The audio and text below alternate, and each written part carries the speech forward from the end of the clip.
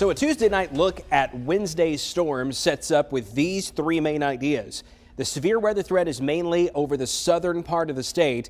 There's a flood watch. Most of us are going to get between a ½ inch and an inch of additional rainfall on top of what we already have. Some could go 3 or higher, but that again, mainly to the south. And then for all of us, as the rain comes to an end tomorrow evening, some high wind gusts are possible.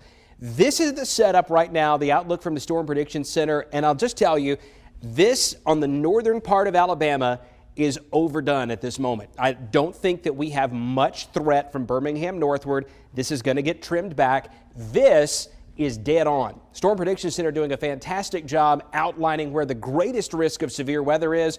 But I think what we're going to see is, since we have so many storms developing down to the south, that our risk is much, much lower. Is it zero? No. Do I want you to ignore it? No, absolutely not. That's not what I'm saying at all.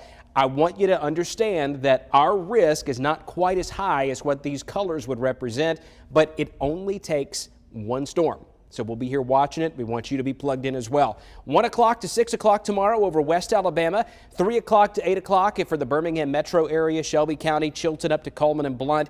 Etowah, Calhoun, it's going to be after 5 o'clock when the wind and rain start to really move into your territory. Here's how it's going to look in Birmingham tomorrow. Cloudy sky for most of the day.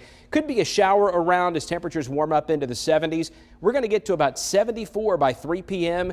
The sky is going to start getting dark, and then the rain is going to come down by the bucket load about the time the evening rush gets here. Thunder and lightning over West Alabama right now, and some scattered showers moving into Marion County and Lamar County. Heavier rain falling to the south underneath some severe thunderstorms in eastern Mississippi. Now here's the deal. These storms are moving into an area where it's a little bit less conducive to severe weather. However, they're hanging in there. And there is a chance that some of this action here that has some gusty winds and some hail could get into places like Livingston or Geiger or Dancy or maybe even Utah and Aliceville between 11:45 and 12:15 to 12:30 a.m. So we'll keep an eye on that. The hail has been pretty impressive here coming out of Jackson, Mississippi. Also a lot of high wind there too. So that's the one storm that we're looking at for this evening.